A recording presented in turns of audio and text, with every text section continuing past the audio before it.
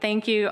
For the folks in the room, if you do speak today, and I hope that you do, please make sure that you turn your microphones on. And for the folks that are online, thank you all for joining us today, and thank you so much for your patience.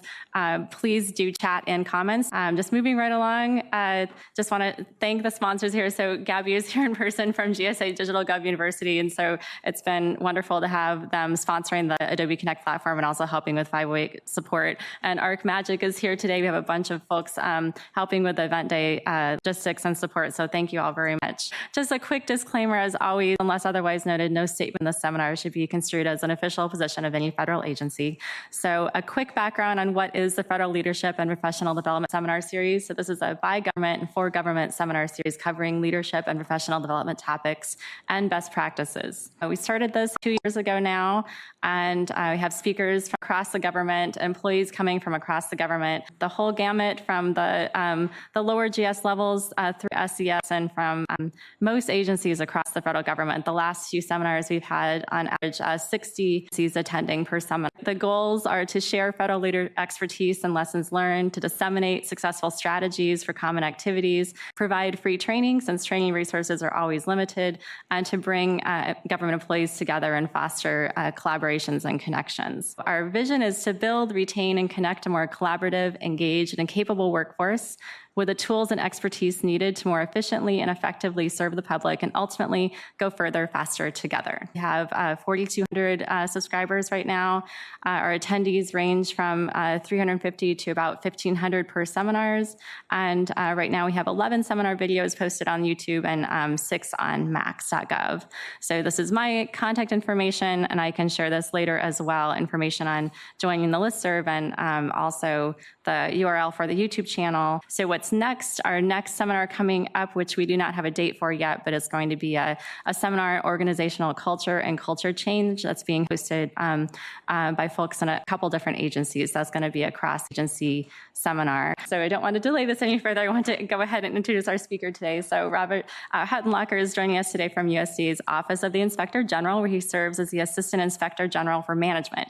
His USDA career spans almost 29 years, during which time he has held numerous leadership positions in 3 program agencies in OIG. Mr. Huttenlocker has over 30 years of federal service and has been a member of the SES since November of 2006. This is his second presentation for the Federal Leadership and Professional Development Seminar Series. The last was in June of last year, where he presented a seminar on advancing your federal career and sold out in a couple of days and had, I think, over 1,800 people trying to register. So that seminar is also located on the YouTube channel. But please join me in welcoming Robert Huttenlocker.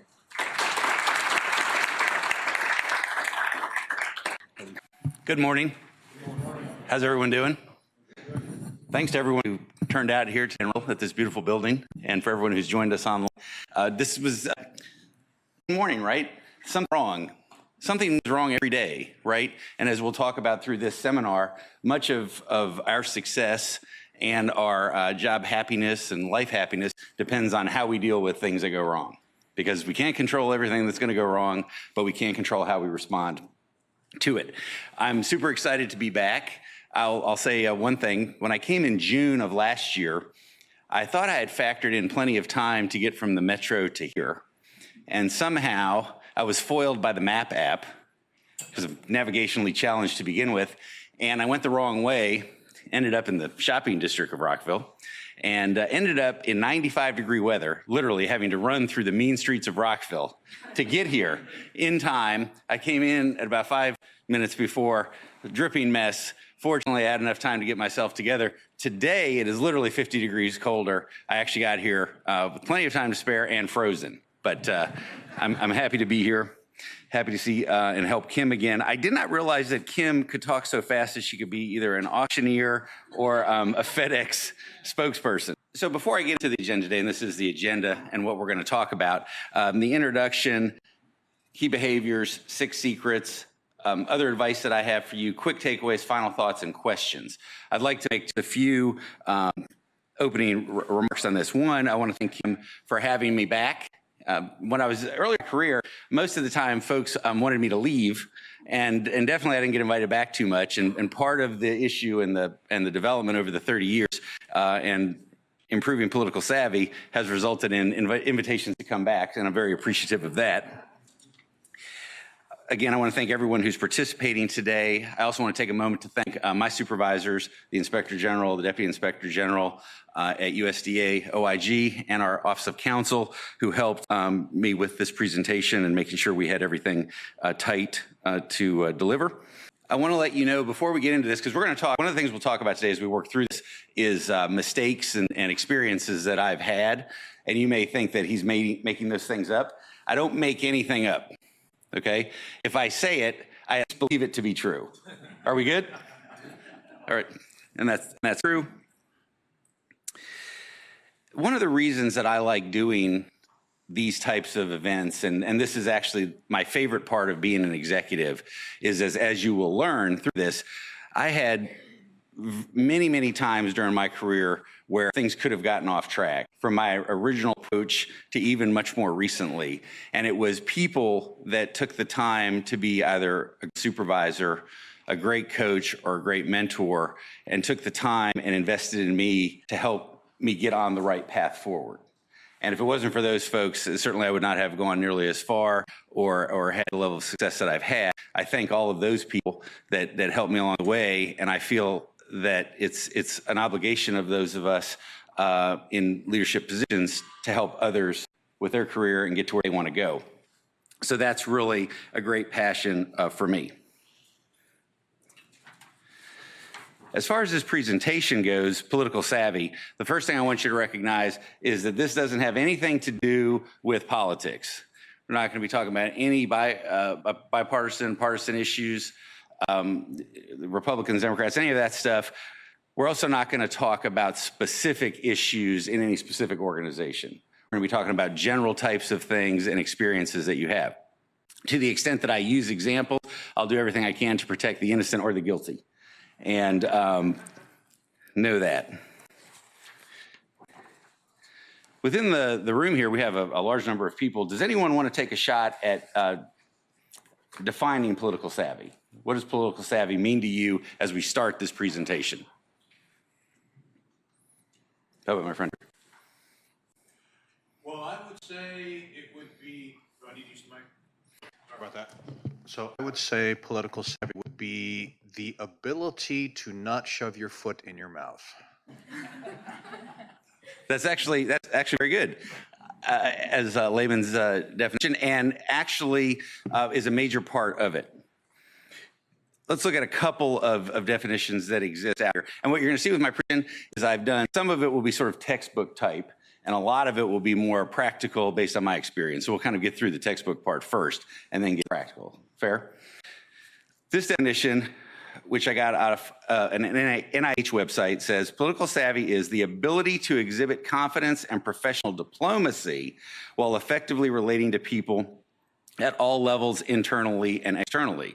So when we talk about putting our foot in our mouth, generally we've probably lacked diplomacy at that point, and or some element of awareness about what's going on or how the discussion is going. OPM defines political savvy as well. Political savvy is part of the executive core qualification or executive core competency on building coalitions. One of the things that individuals have to demonstrate before they get into the senior executive service. OPM says, identifies the internal and external politics that impact the work of the organization, perceives organizational and political reality, and acts accordingly. Okay, this is a bit more expansive. Okay, what I would say is, in simple terms, it's, are you aware of what is going on inside and outside of your organization that affects the daily work and accomplishment for the organization, for you personally? Are you building relationships, managing relationships, maintaining relationships that result in success? Fair? Reasonable? Okay.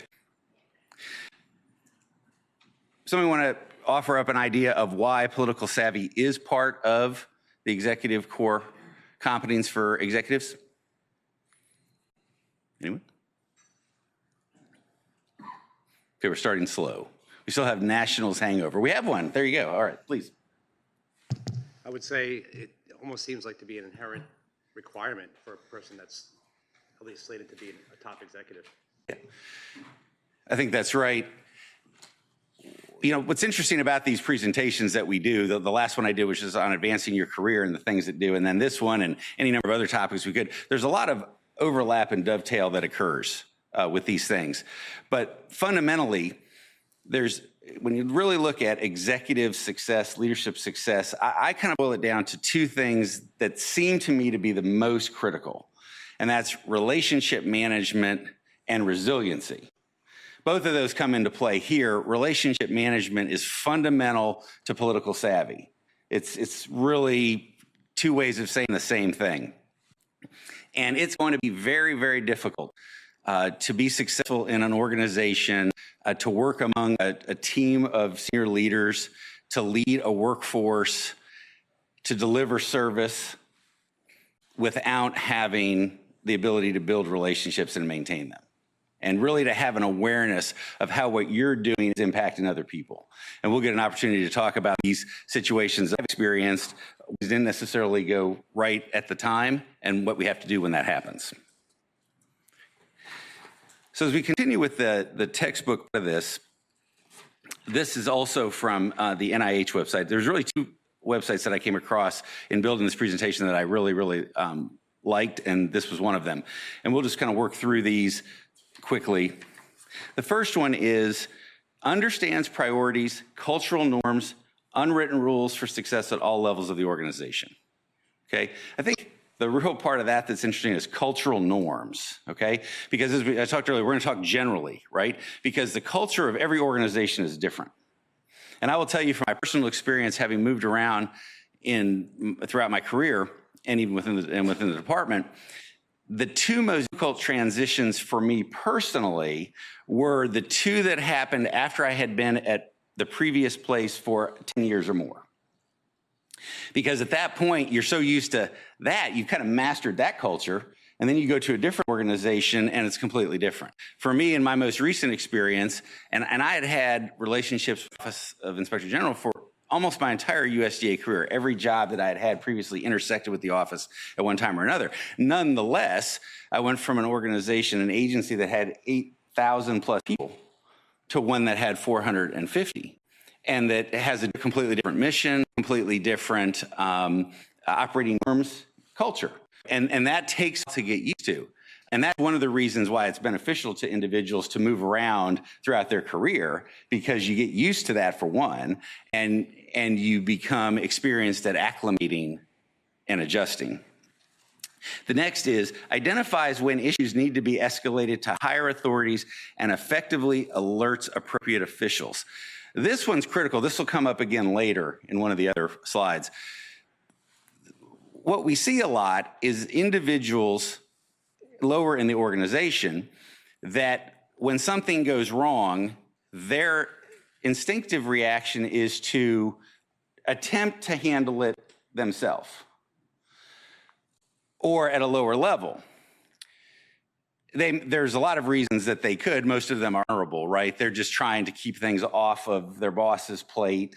They're trying to demonstrate responsibility. In some cases, they may hope it doesn't become, in the open that something went wrong. But the bottom line is, it's never good for the people above you to be surprised that something's gone wrong, okay? So as you think about the things you're gonna take away from today, this is one that I would definitely have you take. Err on the side of over-disclosing, over-reporting these kinds of things than under, okay?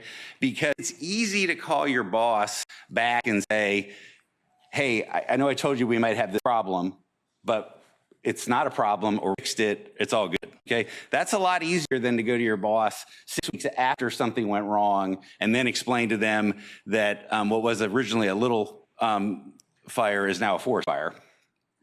And they're gonna say, well, when did you first find out about this? And you're gonna say 6 weeks ago. How do you think that's gonna go, right?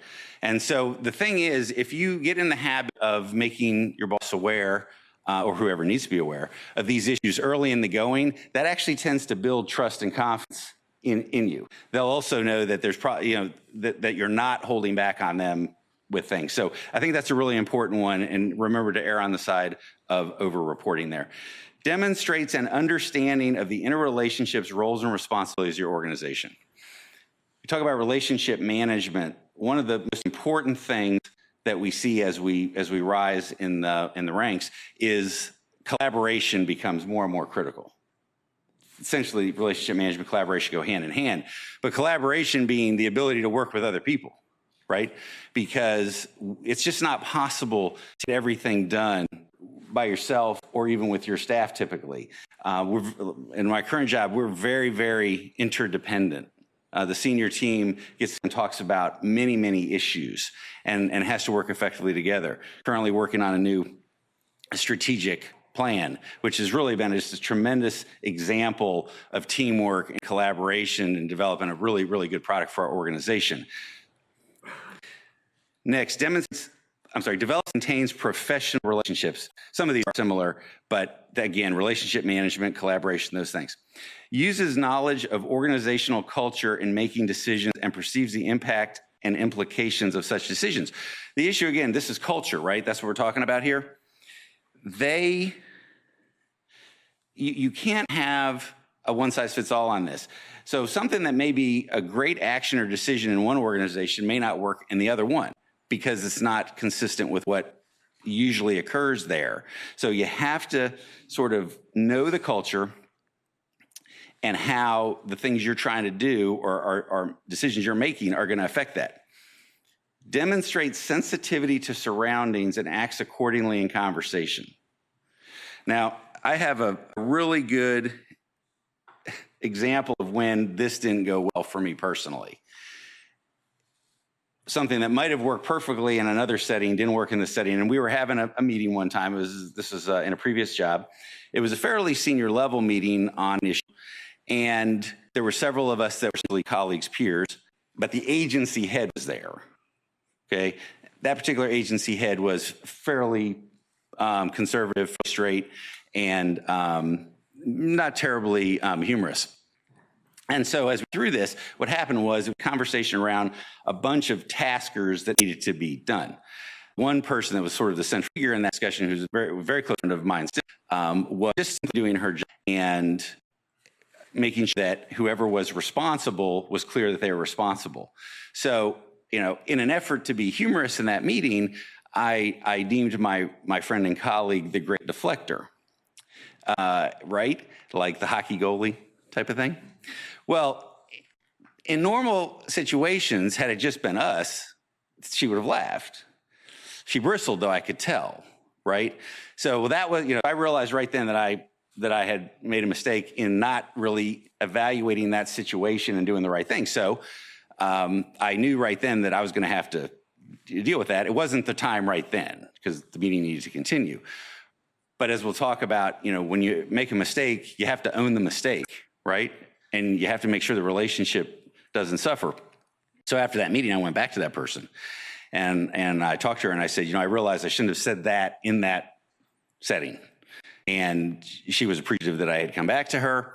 And really what happens in those kind of situations, often the relationship is improved as a result because the person recognizes you care enough to take the action. But regardless, you're responsible for making that right because you made a mistake. Understands the political environment, management priorities, staff roles and responsibilities, and grasps external factors impacting the organization. Really, this kind of gets into that awareness of just everything that's happening, right? And it isn't necessarily national politics, the things we're thinking about. It means things within a given industry or a given segment or just in the organization itself and what's kind of going on. Do you understand where you are working, what's important, how people respond, and those types of things? Ensures positive outcomes and mission achievement. Well, this is what we're really here for, right? No matter what level we're at, we're here to make something good happen on a daily basis. It may not happen every day, but certainly the trend needs to be positive outcomes and mission achievement. That's what we're about. It's delivery. It's whether it's service, products, or something else. Understands corporate priorities, cultural norms, and unwritten rules of success. This, again, similar to some of the other ones, we talk about the culture again, the corporate priorities, and just what does it take to be successful here? Maybe very different than it was where you were before. or very different than where you'll be the next time. So you just need to continue to do that. And one of the things is we get into a job is to learn all of that. I mean, you have to learn the people that work for you, work with the responsibilities of the job, but it's those other things that sort of work in the environment around you that you need to get a grasp on. And understands different people's attitudes about power and politics and adapts personal approaches and optimal influence. I think this is the issue. There's not a one size fits all, right? What works in your relationships may not work with someone else. Someone else may be very good with very direct communication. Someone else may not like that.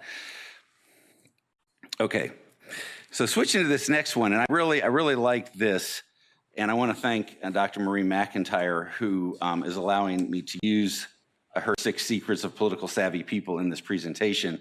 And I'll read this first one and we'll go to it. It says, sometimes people complain that a coworker is too political. This may mean that the person is seen as a groveling toady or a backstabbing manipulator. But most politically successful people are simply being smart about their career. Like athletic ability, political savvy seems to come naturally to some people while others have to learn. So here are some strategies to adapt if you want to demonstrate more political intelligence. Now, political savvy, as we talk through this, it's interesting. I often say, if you were in a discussion about leadership specifically, one thing I would say is that, if you're leading people and you're working too hard at it, you're probably doing it wrong, right? What should happen is a lot of these things should be instinctive and should come naturally. And we're going to talk about some of those things. And so what really it comes down to is with leadership, and so with political savvy, have you sort of learned through time and sort of developed yourself to have things? It's sort of like a muscle memory for your mind. And the one thing we can't do is fake it. Right? Everybody knows if you're faking it. Okay, you may be the nicest person on earth or the opposite of that, but people will adapt to that. The issue is when you're maybe the latter, and then you try, all of a sudden one day you're trying to be the former. You're someone who's usually not a particularly nice person, and all of a sudden you're the nicest person on the street. People are going to be skeptical of that. They're not going to believe that's authentic, and authenticity is so critical to success. Now, Dr. McIntyre's 6 secrets. Number 1 is partner with your boss. Unless you have unique and irreplaceable knowledge or skills, or are related to the CEO, your boss has more power than you do. Your manager also has greater access to key decision makers. So better to have your boss as a cheerleader than an adversary. Political savvy people know how to manage up. There's a lot of good things in here. Let's just talk about a couple of them. One, you always want to have good relations with your boss. I was talking to someone recently about the worst possible scenario on a daily basis is you're banging heads with your boss, right? That no one wants that. That's not going to be good. Certainly not going to be good for you. I was at a presentation years ago, and the speaker, he said, let me define philosophical difference with your boss for you. If you have a philosophical difference with your boss owns the philosophy and you own the difference. You get it? So what that really means is, the system, in the absence of improper action by a supervisor, the system tends to support the supervisor. So if you're constantly at odds with the supervisor, that's probably just not going to end well. It's certainly not going to be an enjoyable experience, okay? The other thing here is that you get to the boss having more power than you do and the access to key decision. One of the things that gets a lot of leaders is there are leaders that aren't enlightened enough that they actually endeavor to hire the smartest person that they can. Some are uncomfortable that someone that works for them may be smarter than them or potentially show them up. I think this is a not enlightened leader, and it's a terrible example. And I'm sure you folks are nodding in here, so I'm sure some have seen this. That is not the way to be. We want to hire the best people we can. And if you're in that situation, though, you need to also respect that situation because the supervisory relationship still exists, right? You don't want to endeavor to show up your boss. You don't want your boss to be surprised. That's bad. That's not political savvy, okay? And managing up is an interesting thing. You know, one of the things with the system, I've always had this philosophy. Each level, endeavor to make our boss's job easier, everybody wins. I've had people sometimes question that, but it makes perfect sense, right? In most cases, your boss's job is harder than yours. They have more people coming to them, they have more issues. Things get lost in the shuffle. So if you have that trust and rapport with your boss and you realize something may be slipping and you kind of circle back, sometimes you can help move those work products that are of interest to you or those decisions that need to be made through the system. Okay, so that's just that thing about having a good relationship with your boss. So relationship management is all relationships. Supervisors, subordinates, colleagues, peers, everything. Okay, and it's no different there. Number 2, be a 360-degree team player. With a wide network of relationships, you will have more information about what's going on. And if people are willing to cooperate and collaborate with you, you will produce better results. Political savvy people develop positive relationships in all directions. So what I just said, right? All relationships. You can never have too many friends in the workforce or outside of the workforce. And building those relationships, because in your moment of need, we'll talk about this later, in your moment of need, the person you need be there for you. And if you've not made any effort up to that point, then the answer is probably no, okay? Number 3, understand the power map. Organizations are power hierarchies, and from time to time that power shifts. To succeed, you need to know where the lever lies, who has influence or informal, and how much you yourself. Political savvy people always understand the leverage equation and recognize that it may be changing. Well, this is an issue too that comes into play when you make those transitions, right? For me, moving from one position where I was for 10 years, I had an established position in the overall scheme of things in terms of perhaps how much weight something I said carried. And that was built on years of experience with the organization, comfort among the folks around me, etc.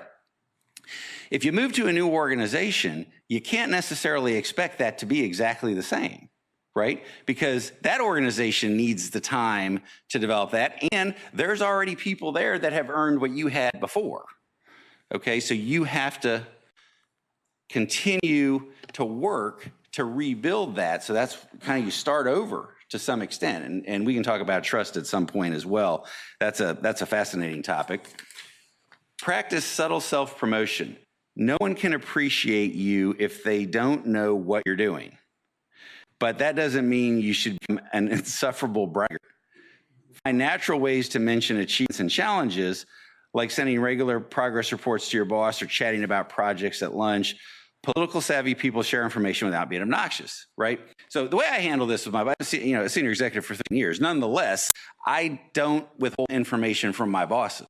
You know, again, the understanding we have is I want to continue to update you. And if you're getting too much, let me know. Okay? It's a bit annoying, actually, when you have to go track down information all the time. Because again, the jobs get harder and more complex and more demanding as you go up. So remember that part about trying to make your boss's job easier. And that means, well, how about I go reach out and update my boss on this thing because he's probably going to need to know it, or she, rather than them having to take the time to circle back and say, what's the status of this? Okay? Connect with the power people. The big decisions about your career will be made or endorsed by people above your boss. So you need to be sure they know who you are. Since you may have limited access, look for interaction opportunities and be ready with a question to ask, information to share. Political savvy people enjoy talking up to folks who have power, which is not the same as sucking up. And this is the situations where you end up in meetings with increasingly higher level folks. Organizations are different, right? But say there's situations in large organizations where you may be GS-15 director in a large program, but you have an associate deputy administrator, you have a deputy administrator, there's an associate. You're in a meeting now all of a sudden with the administrator or the undersecretary, for example, because maybe you're the SME on that topic and they want to know. So handle that right. That's your opportunity to set a good impression, to say the right things, do the right, go back to my example earlier, bad political savvy, right? You saying great deflector in a meeting like terrible form, and you learn from that. I was just like, can you put the microphone a little bit closer? People can't hear me? That's never been said. Apparently it's cutting in and out a little bit. Okay. It might just be our microphone. Okay. And number 6, commit to the business.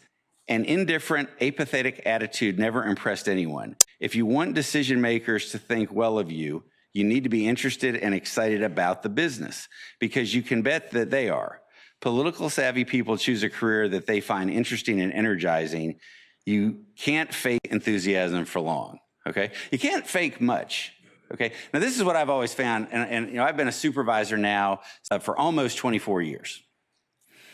And what I have found is when you get a person who has skills and wants to do well, and you pair them with a job that's a good fit for them, it tends to handle itself, right? And they become a situation that you don't have to manage a whole lot. The big challenge is when you have someone that's either miscast, they're in the wrong job for them, and you need to identify that, or if you're in that situation, you need to recognize that and try to find the right fit, okay? Now, if you got someone who's not interested in making things happen and being successful, but we're gonna look at this as situations where people wanna do well, they're capable of doing well, but sometimes they end up miscast. Sometimes folks that are just great subject matter experts end up in supervisory positions, and they're either not ready for that, or they really don't want all that goes with that. And then that's not good for anybody, right? Okay, so with that, we are past the textbook part of this. And we get into really some things that I've accumulated over 30 years in the workplace that I think would be helpful. Do we want to pause for some questions? We Sure. have some questions from online. You have some questions from online? Yes. Sure. Okay, so our first question is about, sorry, scrolling up to it. So how do you partner with a boss that you don't trust when the mistrust is based on their personal behavior integrity? Sorry, just reading the question. I think I just got a Steven Strasburg fastball for the first question. Real nice. Thanks for having me. Well, the issue of trust is critical. As they say, trust is a must to the relationship. Trust is a must to the relationship's a must, right? Type of thing. That's all true. Okay. And when you get in a situation like that, there's a couple of answers to this. One is that situation, it may not be fixable.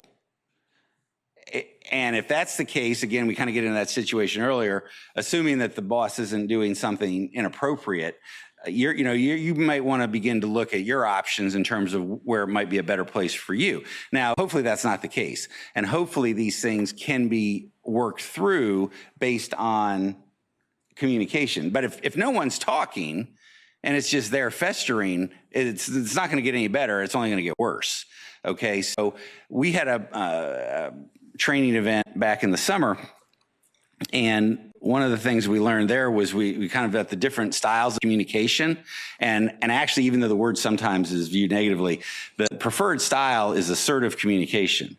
And in that situation, you would hope that the individual could talk to the boss and kind of explain where they're at and the concerns they have and try to make things better. Now, the senior person should always be trying to do that, because when I view these situations, and my folks all the time, is the senior person owns at least 51% of responsibility for making that relationship right. That's I believe that.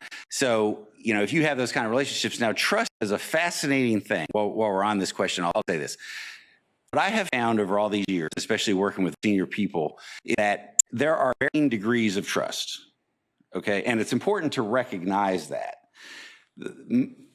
Most people, when they establish a new relationship, there is a basic level of trust. I trust you until you give me reason not to, okay? That doesn't mean I would trust you with my deepest, darkest secret. I would trust you with my life. I would trust you with my infant child. Those kinds of things. Doesn't mean that. But it means, I have no reason, so unless I hear it, we're going to proceed accordingly. And what happens is I don't know how many, but there are varying degrees of trust. And what you'll see with the most senior people is they are very, very particular about who gets to the highest level of trust. It's the so-called inner circle. Right? And if you're in it, you know it. Believe me. If you're in the inner circle, and you then have to maintain that. And there's things that breach that trust. And so what we should all be trying to do is operate in such a way that we build that trust and continue to do it and develop it and move further toward that inner circle. In this case, that's what the employees should do. That's what the leaders should be doing. If it's not working, one is take every effort to fix it, or then the other option is to perhaps look at other options. I would say that the biggest part of this, and we learn things in our family life, our marriages and stuff that is applicable to the workplace. The reason that we want to handle mistakes, we want to resolve them and move on from them, is that we don't want them continuing to fester in the background. Okay, because if 5 years from now, we're having a conversation, around an issue, and the person wants to bring up something that happened 5 years ago to add fuel to the fire, we're not going to be making progress, right? If you're having an argument with your spouse and we have to relive every past argument every time, that's probably going to end badly also. Does that make sense? Okay. Any more? Yes, we have a few questions, actually. So there was one question about assessing your reputation in an organization. Any ideas on how to do that? Yeah, in some cases we'll cover this again. Your relationship in the organization is based on a lot of factors, right? One thing that's always comforting, I think, is to make it through an entire performance cycle in an organization. And you get through that rating process and see, how are you being evaluated? How are you doing? Now, you can do that in the interim by having conversations with your boss, going in and say, hey, how's everything going? Is there anything I need to address? I mean, your development and enhancement is your responsibility, right? So you need to be putting into that. The whole part of that, though, question is what's your reputation in the organization, gets kind of to that relationship management issue, right? People responding to you. Are people there for you when you need them? We'll talk about that if we get to it. And are you doing the right things? Or, when one thing you can see, and I always remember Jim Vance. Remember the NBC4 anchor? I remember him. He was great. And I remember one thing he said years ago, which kind of gets into this next slide too. He was walking through the hall. He's talking about DC, and he was talking about DC not being the friendliest place sometimes. And he was walking through the hallway, and he saw a woman. He didn't know the woman, and he just said, "Hi, how are you?" And he said she looked horrified, like, "Why are you talking to me?" Right, type of thing. And I've always tried to do that as well. I mean, we get distracted, and these phones are the worst thing ever because they cause us to be walking through the halls, catching up on things. But try to engage with folks. It doesn't matter if you know them or not. It's just a matter of treating them. But where this comes into play, and I had a conversation about this just this week with someone, is if you're walking through the halls of your workplace, and people see you coming, and they put their head down, or they dive into the neighbor's cube, or the bathroom, or they bend down to do their shoelace or whatever. That might tell you something, right? If that keeps happening, if they smile and say hello or come over, that probably tells you another thing, right? The other thing and as your reputation in the organization, what tends to happen here is the highest performers and or the most valued contributors, that may not be the same thing, but they tend to get the most opportunity. Now, at the time, you may say, well, gee, why am I getting this when I've done the previous 5 things and that person making the same money as me, they're not getting it. That's the way life is, right? It goes to that thing about you give the next assignment to the busiest person because they'll have to get it done. And these are the kinds of things that let you know. The other thing about reputation is, are you in the inner circle with, you know, these other people, these senior people? Is that there's lots of indications, but my answer to that is probably simply based on what you're asked to do. And your response to the next task coming your way shouldn't be by me. It should be, you know, I'm a professional. I'm gonna do the best I can at this and try to move it forward. That's what we should be doing. And it's those informal interactions when someone does not have to respond to you that tell you a lot about how you're doing. Okay? I just wanted to check for folks in the room, since we're taking some questions online. Are there folks in the room that have questions? And if you do, please use your microphone. Anyone in the room, don't be shy. Do we have? So to me, this sounds a lot like emotional intelligence Yep. In the workplace. Yep. Is that would you say that sounds correct to you? Yeah, the question is, this sounds a lot like emotional intelligence, and it actually does. You know, this is funny. I remember hearing a lot about that, you know, 25, 30 years ago. I had none. And the bosses would keep telling me that. And that was really the thing then. And you've seen a lot of, you kind of see the text or the descriptors change over the course of time. You know, in more recent past, sometimes we've seen likability used as a thing. And likability in the current day and age is very important with leaders. There are leaders that are successful that aren't terribly likable, but most, I think, people embrace someone that seems authentic, that seems genuine, that seems positive and likable. So the answer to your question is yes, emotional intelligence is part of this whole thing. Kim? Okay. We got another one. Can you talk about some habits to build awareness of your political part of your organization? Because, you know, this sounds like a muscle, but if you don't have a personal trainer to help you learn what those things are that you need to do, you won't have a good start.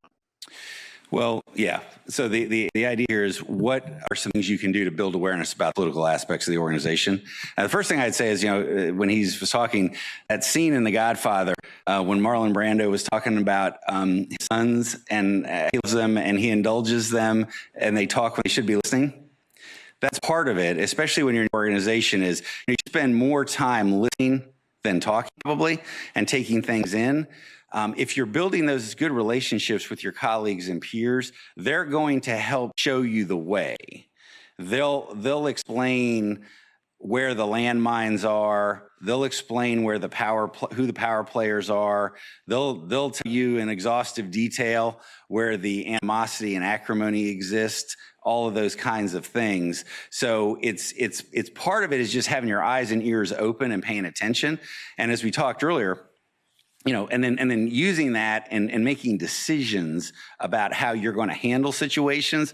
Because as I've said, you can't change your way of operating overnight. You know, it takes, it's sort of a repeated pattern of doing those things that you want to do. So in leadership, what I often tell people is,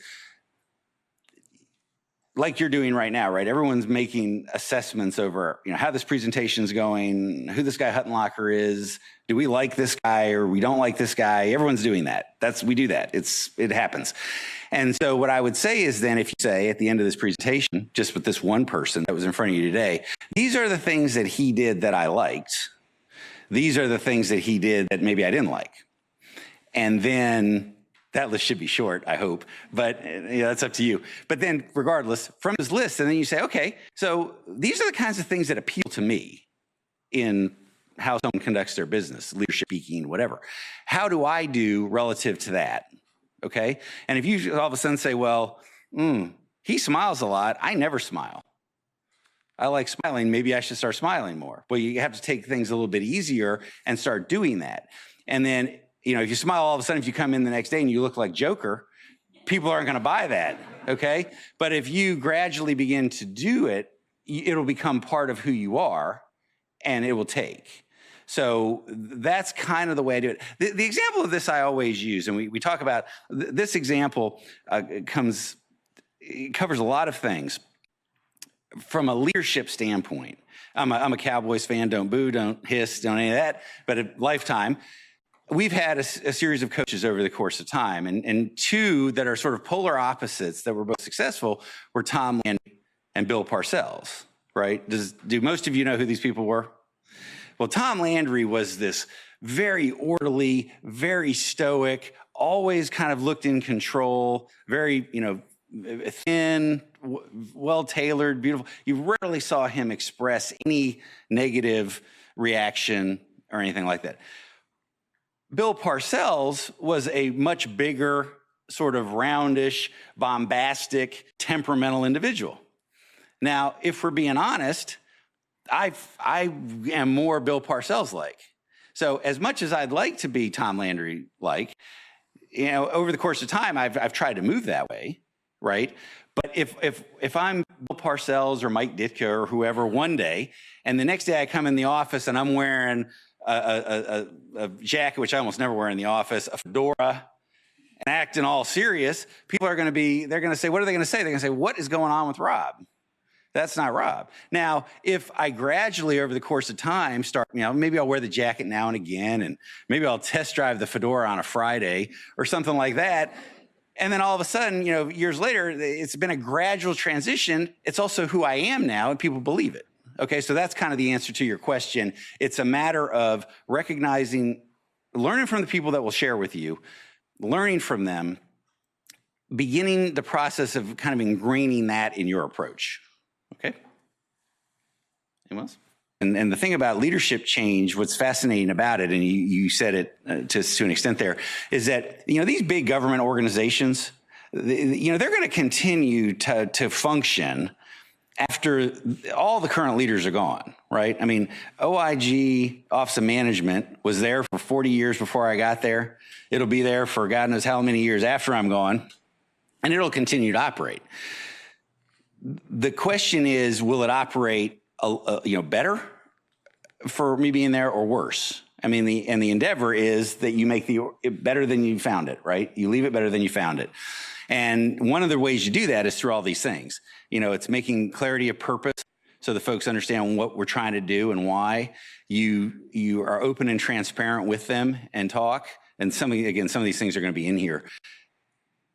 You share information, and you don't try to withhold information for power or other reasons. And what I have found is the process of improving organizations, which is something that I have done over the years in various places, that's a slow process, right? Because folks have to adapt to you. You have to get those shared understandings and goals, and then you have to move forward. Now, you can tank an organization a lot faster. I saw a situation recently where they made a leadership change and 3 senior people under the person left within months because they didn't like that style. So you can tank it faster than you can build it. Okay. But the biggest thing, I'm going to leave this answer as whatever your position you are in, especially in leadership positions, this idea of withholding information for any reason, because one, you don't want to burden your employees, you don't want to burden your boss, whatever. People don't like that. Okay. What people like is open and transparent. They want to know that you're sharing what you know. And I believe my people, wherever I've been, would say, he shared unless there was a legitimate reason he couldn't. And that's been my approach. Now, do you occasionally get bit by this? You do. But the cost or the downside of that is far less than the upside is, because that all goes to the trust issue. If you're sharing open and honestly with people, then they're going to trust you. And then that just kind of continues to feed the system. So from an employee standpoint, I think maybe you try to reach up and try to ask those kind of questions. Sometimes for advisory councils, those kinds of things to do it. You obviously state how things are going through FEVS and other things. And then, when given the opportunity, you provide honest, appropriate feedback. From the leadership standpoint, it's your responsibility to do better than what you described. Thank you. That helps a lot. And I just wanted to say that someone just asked about the times. We did start a little bit late. So we do have about 22 minutes left of this presentation. We might go over a little bit so folks on the phone and in the room know. I truly appreciate the question and answer part. It's the best part always, I think, because you know that somebody has an interest in that topic and you're trying to fulfill it. So we'll try to get more of that in. But let's talk about some fundamental things. And these aren't tying to any textbooks or websites or anything like that. These are just things that I have come to accept, and in my individual coaching and mentoring relationships, try to share with folks. And, you know, we all remember and have all seen this idea that all I ever really needed to know I learned in kindergarten, right? That's kind of when we learn things like, well, you be nice to people, you share, we don't hit, those kind of, no one hit in the workplace, please, but you get what I'm saying, right? And so being nice, we talked about that earlier, right? Talk about Jim Vance walking down the hall, it's, whether it's a senior official or the mail delivery or house cleaning person coming to your office, you talk to them. You welcome them, thank them, etc. Treating people like you want to be treated. That's the thing about relationship management. And so I showed up, and of course, when I did most of my documents in college, I was on a typewriter. Right? Make a mistake, and you have to white it out, photocopy it, and the whole mess. It wasn't like we were in the computer age. So I show up at Treasury Department in mid-1989, and one of my colleagues said, well, there's your computer, and you can go ahead and start working up this document.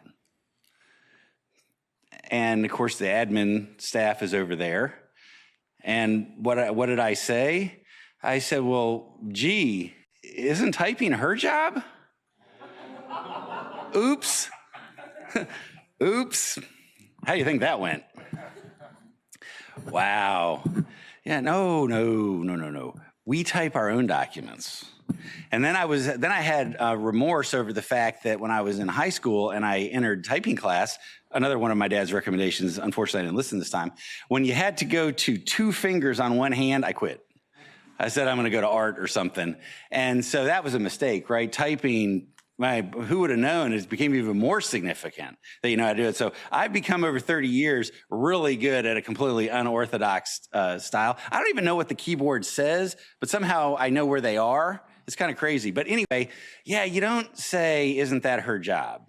Bad example of political savvy. Now, I was 22 years old, okay? And we got through that, and you kind of learn from it. And I type my own documents, and I still do that.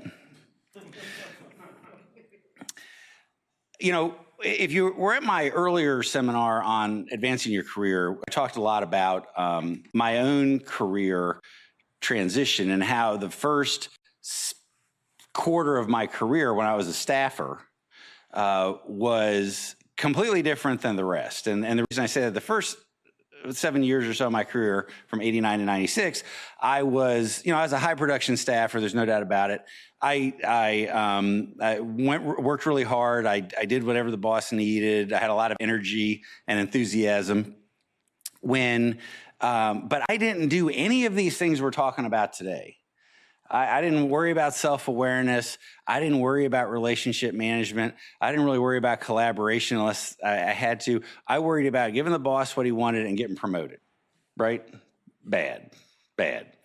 So when people continued to work with me on this issue, everything from my senior level supervisor there talking to me to, the training coordinator at a mid-level training program that I went through.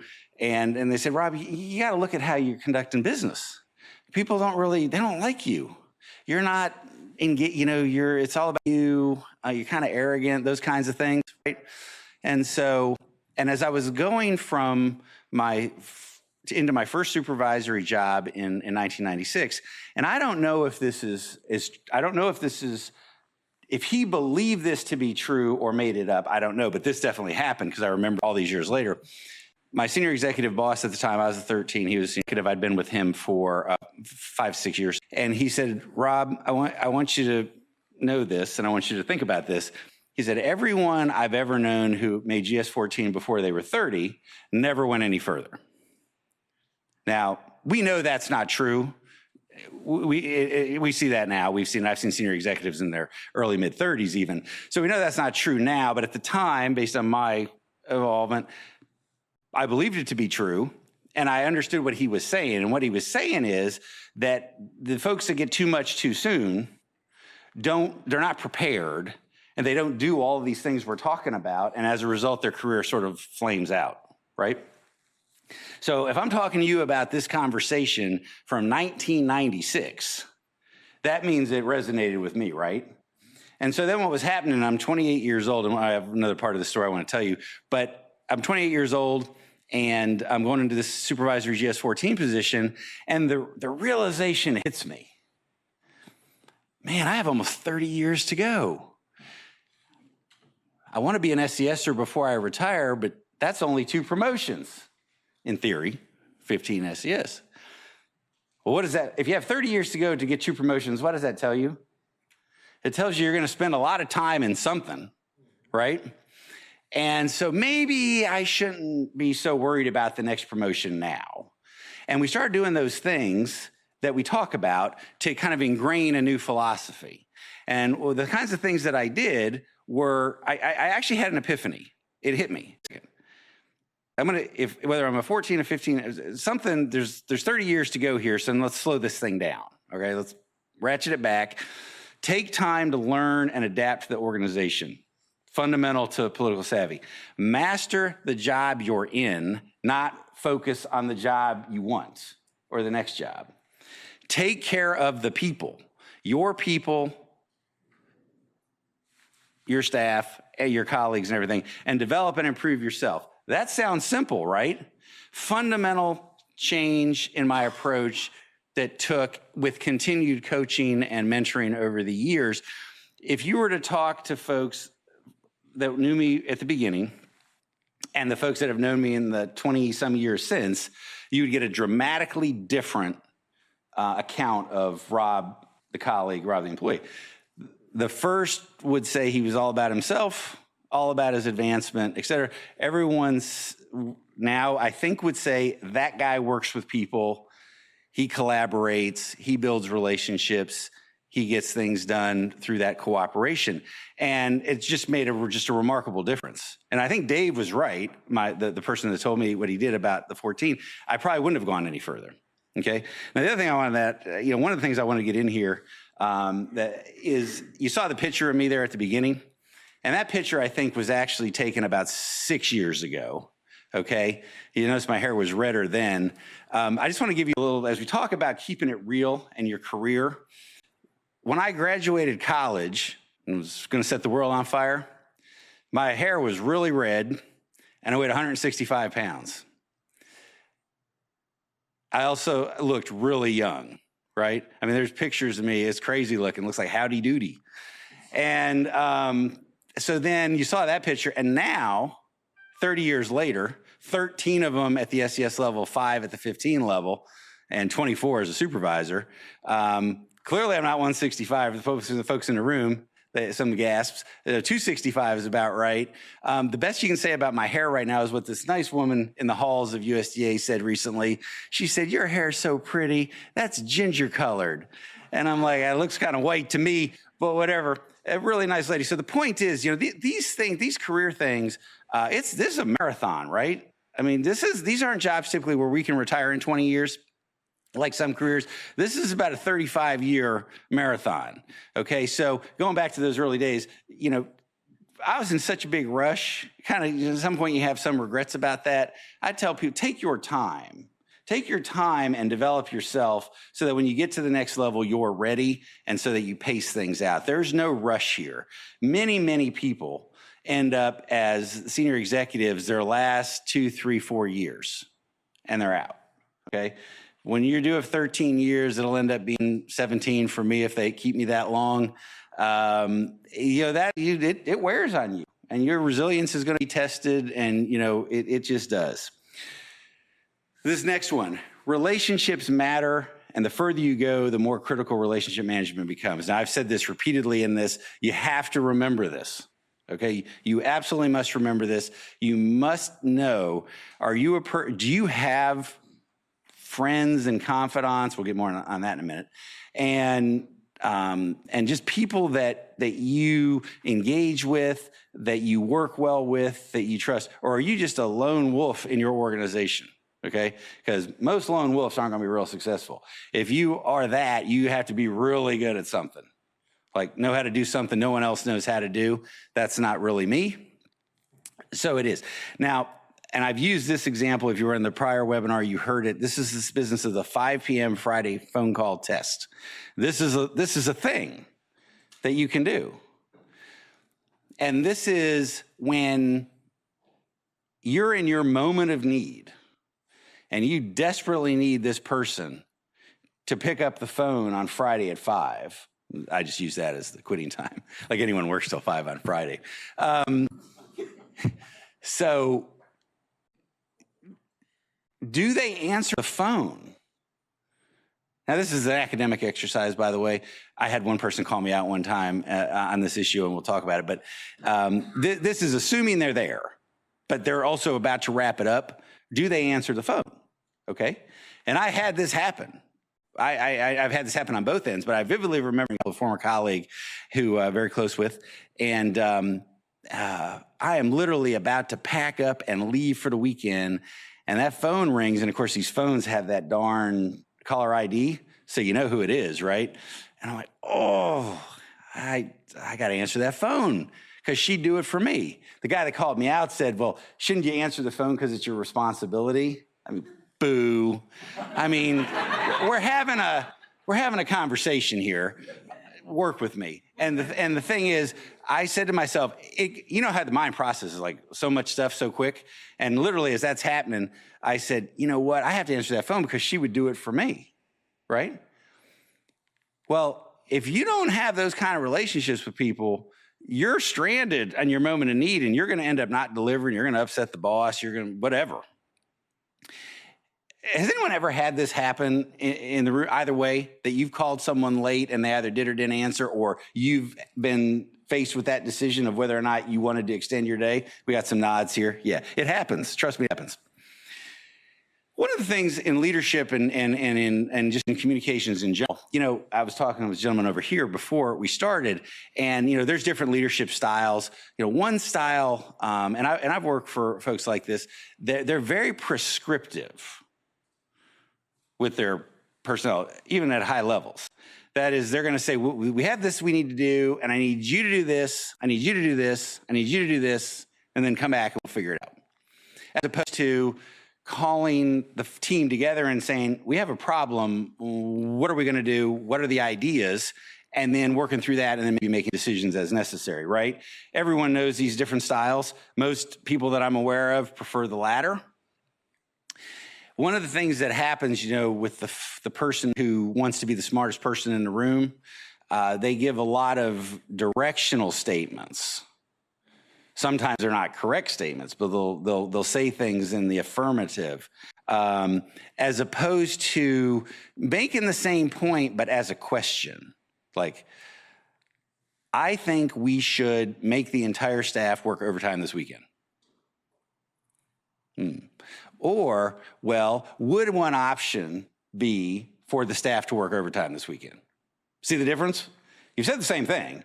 Either way, you're talking about the staff working overtime, but the message is completely different. And so you can often advance conversation, build collaboration, and all those things if you ask questions instead of making bold statements.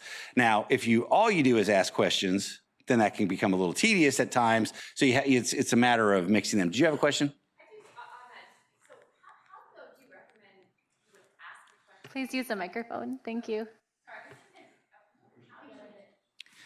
How in that case you ask a question when you really need the answer to be a certain way? Like if you, you know, just if you, the thing about working until picking up the phone at 5 or working until 5, if you need staff to do that, right? So in your example, how do you ask a question, but you don't want to open it up in a way that, you know, allows people to say, hey, we're not doing it. And then you've sort of backed yourself into a corner.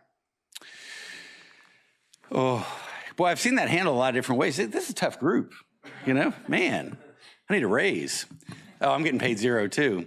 What I would say on that is, well, the use of the approach, you know, you have to pick the right times to do it. So in that case, it may be, there's a lot of different scenarios that can happen, right? Like if you, some senior leaders very subtle, but people kind of know, they can tell what the person really wants. So then if you do it that way, then the folks are acclimated to that style, they'll probably recognize that this is really not a question.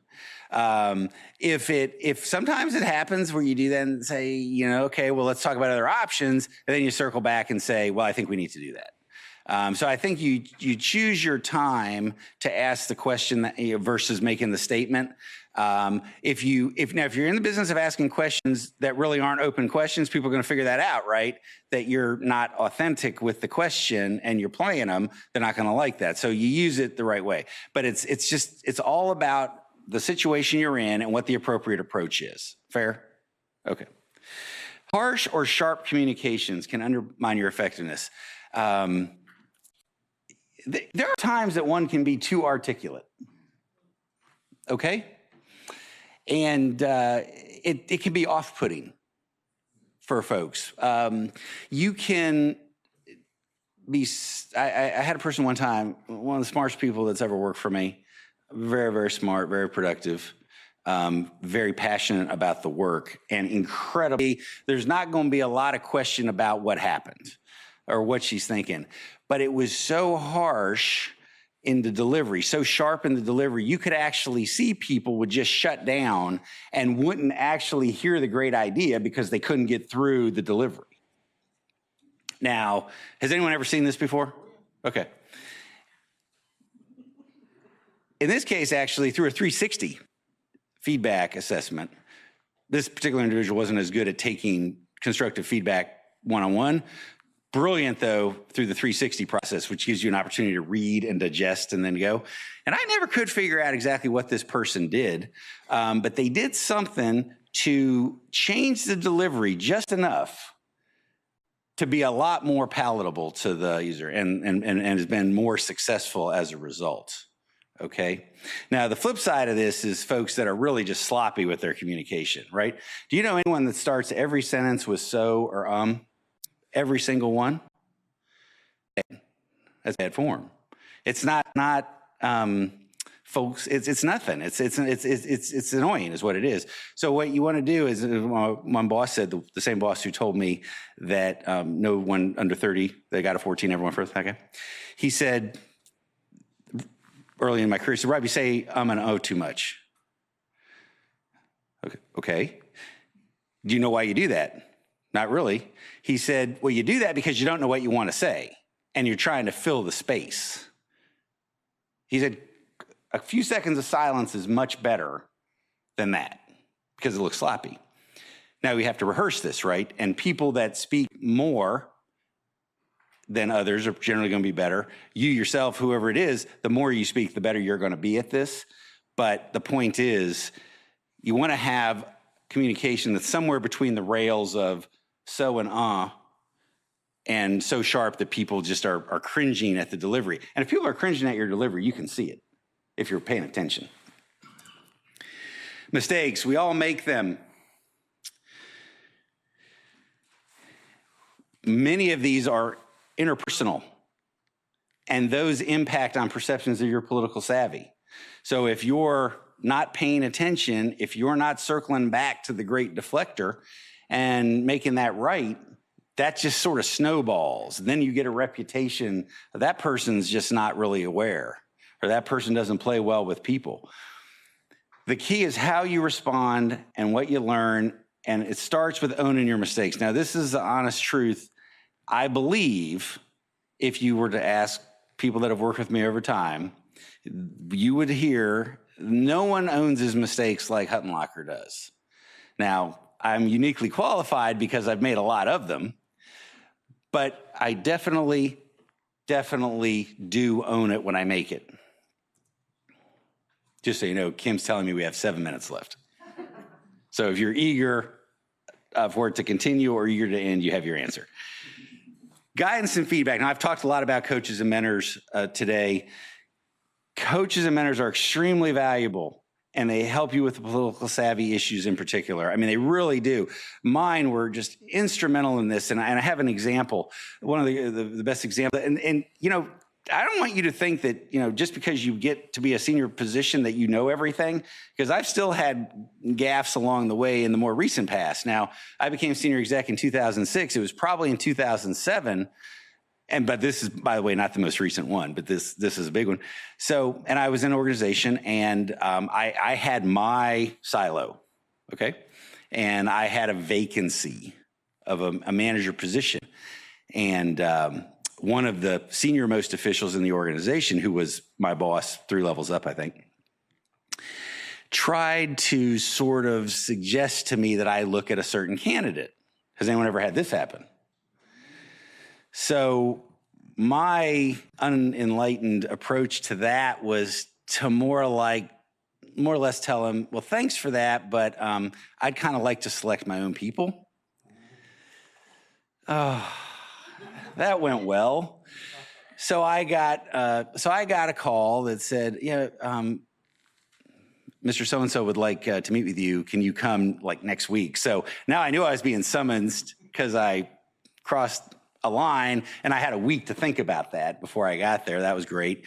But what was great about this is that when I went in there for that discussion, I knew he was irritated, right? And I knew why, but he was so good at how he handled it. So good. And he said, Rob, I like you. I think you bring a lot to the organization. I think you're going to be a great success. But what you have to recognize is sometimes there's more at play than just the interest of your particular silo. There's broader interest. And that the role of the senior executive is to look at the broader good, not just their own.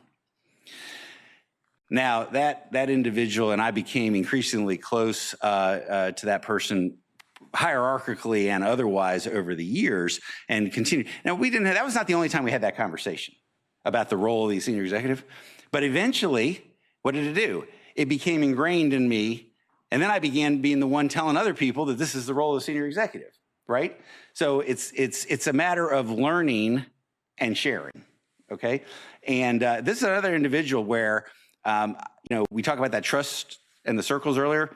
We had the base level. That particular issue probably set me back a little, right? Over a 10-year plus period, I ended up in that inner circle through doing the right thing through time. So it can. 360-degree feedback reviews. Has anyone had one? Has everyone had one? They're great. And when you get the opportunity to do them, get the widest group of people. If they say, well, you have to have your immediate employees and your boss, and you're just like, well, I'll just get those 6 people. No, get as many people as you can in the organization, customers, colleagues, whatever. Get as many people as you can to provide feedback. The rating on some of the questions is iffy sometimes because people really don't know what to do. It's the narrative comments that are great. I told that one person, you're great, but you communicate in such a sharp way. People shut down on you before they even hear the message. The person took that, made a change, made all the difference for them, okay? All right. Did I miss anything? Our friend here, okay. So actually, we do have, we only have a couple minutes, so if we could hold these questions till the very end, let's get through the rest of the slides, because we may be kicked off the webinar soon, because there's another webinar after this. So, but we will get to your questions. This is a good one. We talked about Confidant a minute ago. People fall victim to this all the time. It is the rule that virtually no one that I've ever known has only one confidant. Okay? Do you know what I mean by confidant? Someone that you would tell your deepest, darkest secret, perhaps. That person, they have you, they have someone else, at least someone else. And that's how we get into this whole business of rumors and gossip and all of that, because, I tell 2 people and they tell 2 people, and before long, we've told 1,000 people. Okay, so don't think it is a general commentary that someone is not going to share that with anybody. It may be their spouse, it may be somebody. Generally speaking, they will do that. Now, you can, through time, build trust and rapport enough to say, look, you cannot say this to anyone. If my boss says that, that's what's going to happen. Okay, but generally speaking, people will share information. Be a low maintenance asset to your team and your organization. I mean, basically, this is what we've been talking about the whole time. It's not all about you. It's not all about me. It's not out about all what I can get or my needs or drawing attention to myself. It's really about coming in, doing the job, supporting the organization and the people, and going home, right? If you are a staffer, for example, or mid-level manager, low-level manager, whatever you're, and you're constantly on the radar of the seniors for some reason that may not be positive, that's bad, okay? Generally speaking, we should be able to sort of keep a low profile if we're doing the right things. Now, when good things happen, yes, you'll be recognized up, but I'm talking about things that really are counter to what we're really trying to accomplish as individuals and organizations. Always be aware of how I actually see your face. And if I say something to you and you respond, if you grimace or wince, I have a good reason to believe that's bad. If she smiles, I have a good reason to believe that's good. Those kinds of things. But this is happening all the time. And it also goes to those informal interactions you'll have with people in the halls. So judge it.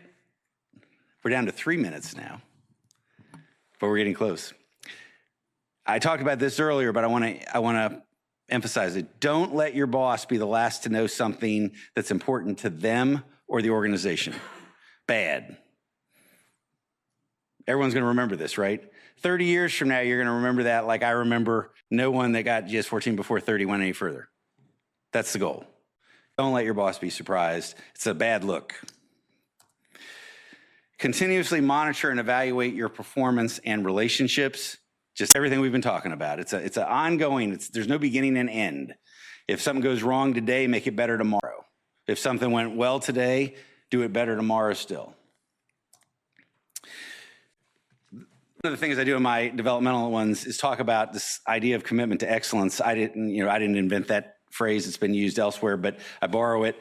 The things that go into that, in my opinion, the things that make people successful: honesty and integrity, technical competency and consistency, problem solving. This is one that gets a lot of folks, especially as they rise up. They want to get paid more, but they don't want to solve problems. They kind of just want to continue your process. As you move up, coming up with solutions is more important than identifying the problems. Having a good work ethic, communications and collaboration, can never emphasize it enough. Customer service and diversity and inclusion. Summary tips for career success. Maintain that commitment to excellence. Have it. Be a low maintenance asset. Play well with others and be politically savvy. Share information. Help others. Surround yourself with as much talent as you can. Can't emphasize that one enough. Your ability to recruit good people is a direct reflection on you as a leader. The word gets out. If you're not good at it, or you're not good to work for, you won't get those people in your applicant pools. If you are, you'll get great people in your applicant pools. And again, that feeds everything.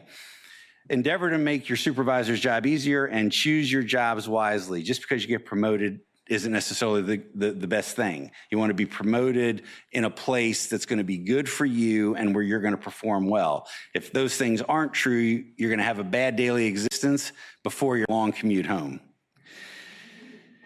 And always remember that your professional development and advancement is first and foremost your responsibility, and that your political savvy will be a major factor. And then these final key messages. Political savvy is multifaceted and complex. We've talked about it, right? There's no one thing. There's a lot of things that go into it. Emotional intelligence, awareness of the organizational climate, and political realities of the organization. Awareness is critical. Are you paying attention to the clues? Relationship management is essential to really everything. You need to fix your mistakes and learn from them. Listen to subtle clues that others are giving you, because sometimes people do this through either jokes or whispers, but they're telling you something. And be responsible for your own political savvy. Well, some of the questions that we had asked here were, do you know anyone who is specifically gifted in political savvy? And what is it about them that makes it gifted? It goes back to that leadership assessment. Learn from others and evaluate yourself. Do you know anyone who struggles significantly? Same thing. Why do they struggle? What single aspect of political savvy most resonates with you? Is there anything you plan to do in direct response to this discussion? And there's my contact information. Okay, thank you so much. So we're going to go back to the questions. I don't know when we're going to be kicked off. There's another webinar that's using this platform afterwards. So actually, I have a bunch of questions online, and we have these discussion questions here. For everyone who registered, you'll receive similar questions in the post-seminar survey, but I just want to open it up for, would you like to do discussion questions or the questions in the room? Let's see what they have first. Anyone Anyone in the room? Yep. Please. You said you had various mentors throughout your career. Did those kind of naturally fall in line, or did you sort of select someone? And if you did select someone, was it someone sort of in your hierarchical command or outside of your immediate organization to kind of give you that perspective? It varies. It varies from, you may see someone that that in some walk of life or work that you somehow are attracted to, and you may reach out to them sort of informally and they kind of develop that relationship through time. In some cases, your supervisors may very well act in that role. And if they're good ones and they're interested in your development and everything, they're going to provide that kind of advice, as some of mine did. I had a mix of that. Sometimes, and at the department, they may have a matching program. For you say, I'd like a mentor, and someone says, I'd be happy to be a mentor, and then they work to pair you up. The biggest key is, at some point, a coach or mentor outside of your line of chain of command is good, because some of the issues you may want to talk about might be issues I'm having trouble with my boss type of capacity for senior executive service, candidate development program participants, those kinds of things. The biggest thing is, when you establish one of these relationships, is that there is a mutual interest in that the person isn't just the person serving in the mentor or coach role isn't just trying to fill something out on their accomplishments report, because if that's the case, they're not going to be any good, and you're going to know that. They're not going to be available to you. They're not truly going to be interested. You want someone that's interested in you, that's going to make time for you, and has a real commitment to you. And so sometimes what happens is, you may have an opportunity, you're going through a program, they say you need a mentor. You may have 3, then you can go out and interview them, and then pick the one that you think is the best fit for you. It just varies. But the key is, you can always exercise initiative and say, hey, I really respect you. I like the way you do your business. Could we possibly work together? You maybe help me out when I have questions. And the way we define the difference of coaches and mentors, when I serve in that capacity for someone, I try to be whatever they need me to be. Not necessarily a textbook definition. The concept of mentor, as we have it, is that a mentor is someone more senior, perhaps more experienced, that more or less tries to teach you the way forward, so that you don't maybe commit some of those mistakes like I've talked about today. Whereas a coach is someone that you go to, and they kind of more or less work with you to sort of develop your own ideas or approaches to accomplish things. But it's not so much like the mentor. If you think of Yoda in Star Wars, that might be a mentor thing, as opposed to a coach who might work with someone, in any sport or anything else, just to try to make the skills a little bit better. Does that make sense? The biggest key is that it's a relationship that you're interested in having, and that person is, and that the commitment is there.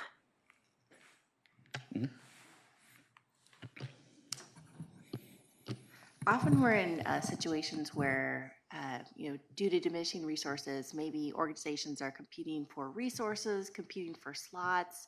Do you have any suggestions on maintaining and continuing to build relationships across the organization when maybe your peers are also individuals who are, competing for those same resources? So I think the question is how do you have effective relationships when in some case you're in a competition for things? Well, the bottom line is, we kind of get back to this whole idea is that, problems or issues aren't going to resolve themselves if people aren't talking about them.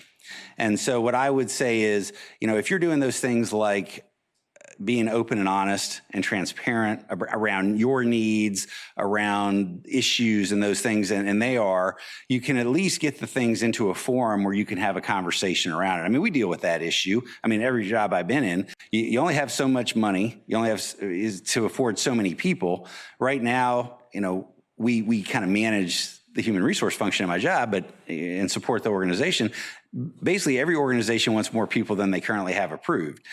So what we do there is we try to have open discussions around it where folks have an opportunity, periodically to come in on either staff or other types of purchases, new computers or training or travel, whatever. And you have an open conversation about what those issues are, and then try to, through the group, in our case, the senior leadership group, try to figure out which ones are overall in the best interest of the organization. It's always easy to approve a one-time thing if there's available money because you're not stuck with it, forward. If you hire a person, you have to be able to support that person long-term. So, but the key goes down to being open and honest, having a forum to have these conversations and work through them. Sometimes, the use of a facilitated discussion helps as well. But if people find out that you are trying to backdoor them with the boss to try to get your thing at the expense of that, that's going to end badly. Because that's going to get to the whole trust thing and everything. Everyone knows how that feels like when they're the victim of that. So don't do that to someone else. So I just wanted to do one question from online, and unfortunately we don't have very much time for an answer, and then a quick wrap up because I know this webinar is going to be used by another group shortly, but I did want to just do one of the questions online, and if anyone didn't get their questions answered online or in the room, please feel free to email me and then I can pass them on. For folks in the room, you can continue to stay later. I'm just worried that the webinar may end soon. So there was one question earlier about what do you do when someone one of your employees needs to get approval for something and they are kind of going around you by contacting your supervisor or your supervisor's supervisor. What is the best thing to do when that situation's happening? Sorry, I paraphrased your question for the person who asked that. Well, what should happen in that situation is that the senior person they should recognize that this person's doing an end around on you, and they should push that back. Either push that. Have you talked to your immediate supervisor? They're going to have to answer that. Not yet. Or they maybe they would fib. That would be bad, right? Let's assume they wouldn't do that. But maybe they would just be, no, not yet. Well, then why are you here? Type of thing. So that's what should happen. I had one boss that was particularly good at that. Someone would show up in his office to complain about a subordinate supervisor, and he'd just sort of get up and walk that person out to his executive assistant, who would then kind of usher that person back to where they needed to be. He was very, very skilled at doing this. Because if the senior person continues to entertain that type of behavior, what does it do? It becomes ingrained. It becomes the culture and all of those things. So it becomes a senior person do it. Now, what I would say is that there are times when an individual and their supervisor are at odds.